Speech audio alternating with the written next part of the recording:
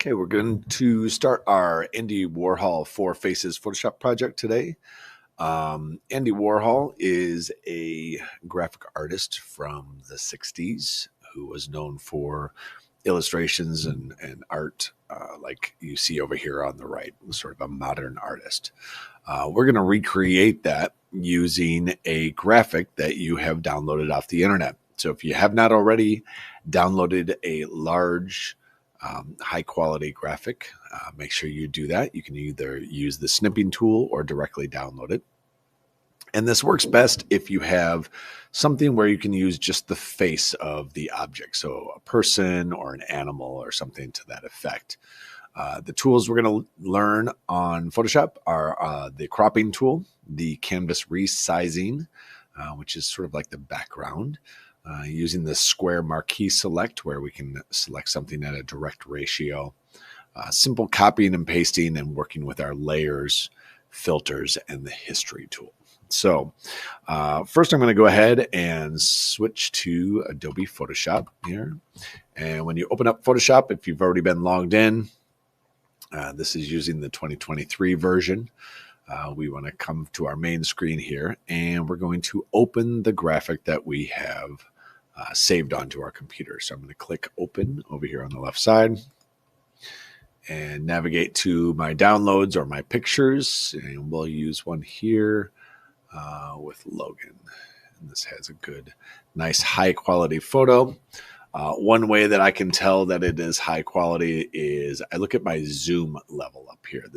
Right now I'm actually zoomed out at 33%, and it looks really nice and clear.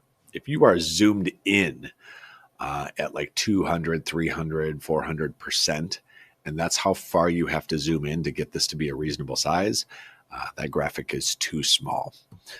So this one is good because I'm all the way zoomed out. Still looks good. If I were to zoom in to 100%, it would be something along these lines. And that obviously is a very large photo. So we can get to a level here where I can work with this. And this first tool I want to work with is up here. It's called the marquee tool. And if I don't see the rectangular marquee, I'm going to click and hold on it. You might see the optical or the elliptical marquee select tool, depending on which one you used last. So I'm going to make sure I'm on the rectangle tool.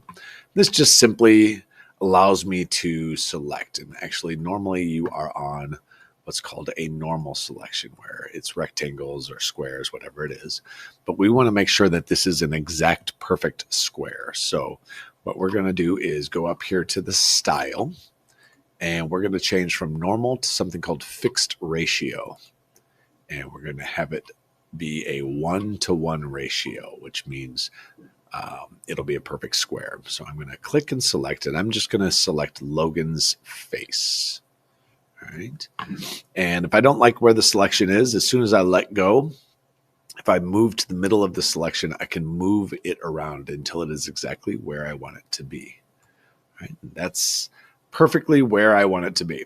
All right. Now, if you notice up here in the top right corner, I'm using something called the history tool.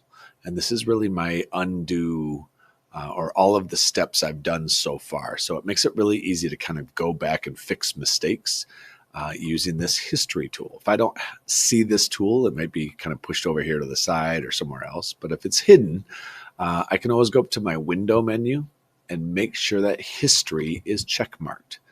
The other tool I want to make sure that I have is the layers. Make sure that one is checkmarked as well. I can see my layers are over here. Currently, I only have one layer showing, which is the background. But make sure that you have those ones showing and visible. So now that I have those visible, I have my selection tool here. I've got a perfect square of Logan's face. I am going to first go to Image, Crop. And what crop will do is remove everything except for what I've selected. So I'm going to go ahead and click crop. And now you can see I am left with just Logan's face. Now this next step is crucial. I'm going to copy this entire layer. And I'm currently selected all the way around. I can tell because I can see these sort of dotted dancing lines here. And I'm going to press Control C to copy it. I can also go to Edit Copy. which is right here. And it even gives me a reminder, Control C. But I've already done that. So now it's in my clipboard. And now I'm going to paste it right away. And it's going to look like nothing happens, except if I watch over here in my layers, I'm going to paste it 3 times. Paste, paste, paste. And now you can see I have 3 layers over here that I'm going to work with. Maybe I'll move them up here so you can kind of see the layers a little bit easier. There are my 4 different layers. Okay, my background, layer 1, layer 2, layer 3. So that means all right here, there are actually 4 different images of Logan's face. We're going to work with those in a second. My next step here is to double the amount of work area that I have, which is called canvas. So to do that, I'm going to go up to image, and I'm going to change my canvas size. Make sure you don't accidentally change your image size because that will just make it bigger. We want canvas size, which is the background. We're going to change pixels into percent, and we're going to make it double the size. So 200% width and height. And then this is a crucial step. I'm going to do it from the top left corner as my anchor, and you'll see what that does here. I'm going to click OK. And now you can see I have basically like a large sheet of paper, but this is called a canvas that I can work with. Now I'm going to take those layers that I've created and I'm going to spread them out in a nice even grid work. So to do that, I'm going to go up here to my move tool and I'm going to select my first layer 1 and I'm going to go ahead and pull that off to the side. Oop, and it jumped to layer 3, but that's okay. And I'm going to continue to click up here. So I have pulled out all of my layers. Make sure that they snap together so there's no blank spaces. And that should give me a perfect grid of 4 different images with 4 different layers. This background layer currently is locked, so it doesn't count as a layer. So to fix that, I'm going to click on this little lock right to the right side of it. That will actually unlock it and turn it into my 4th layer called layer 0. So now I can manipulate and work with all 4 of these layers independent of each other. So I'm going to actually start now with layer 0, and this is where we're going to use our filter tools. So I'm going to go up to my filter menu, and there are 2 different ways you can do filter tools. One is by just looking at all of these different drop downs. Now, these drop downs are good if you already know what these are going to do. So if I already know what embossing is going to do, I can go ahead and click on this and it will just sort of apply it, give me a little preview, and I can change some of my settings in here, which are kind of cool. And I can just kind of go up and down on these. And until you get really good at Photoshop, a lot of it is just clicking and experimenting to see what this does. Change the angle of the embossment. And I actually like that effect. So I'm going to go ahead and click OK to lock in that effect.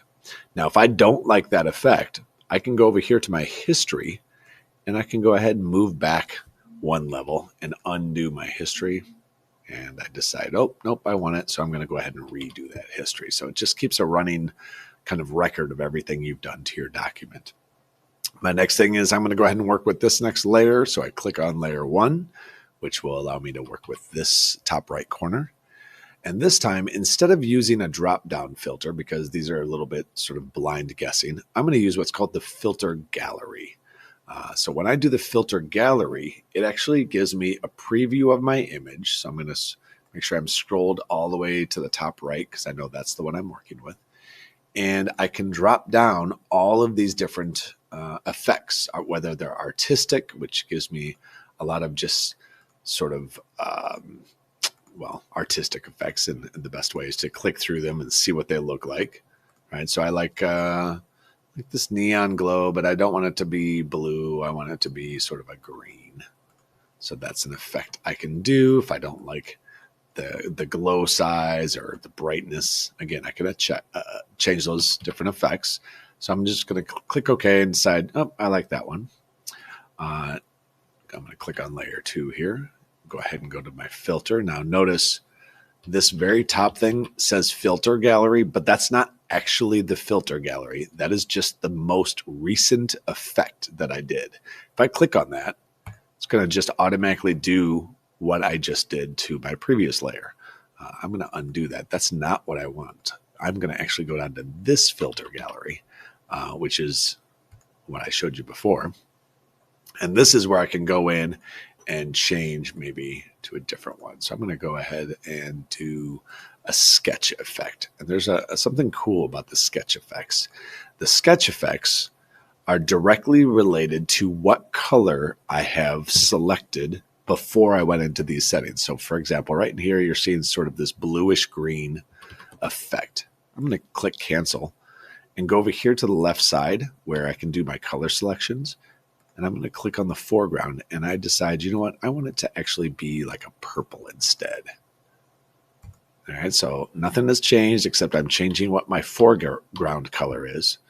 I'm going to go back into my filters, go down to my filter gallery again, and this time I'm going to go down into my sketch and choose that same sketch, but now you can see it's that purple color instead of the green that it was earlier. So I'm going to go ahead and click on that.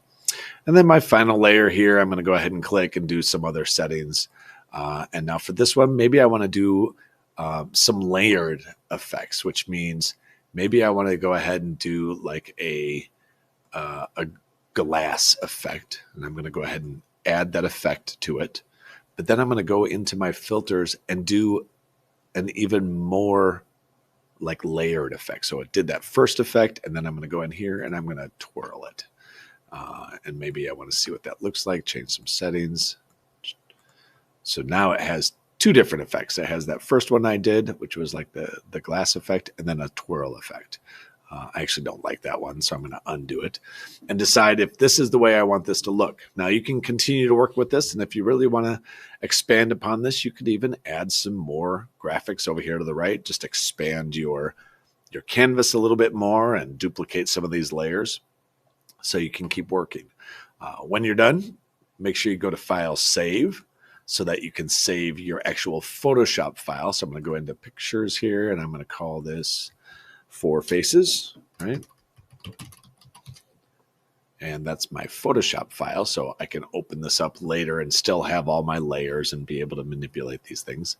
But I also want to turn this in, so I'm going to go ahead and save this as something that I can export as a quick PNG. That's a nice, quick, easy graphic. It's similar to a JPEG, but PNGs tend to be a little bit easier to work with. So I'm going to do a quick export as PNG.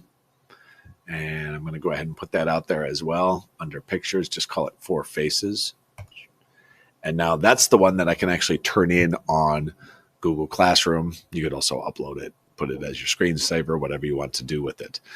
And that's how we work with our Four Faces project reflecting Andy Warhol.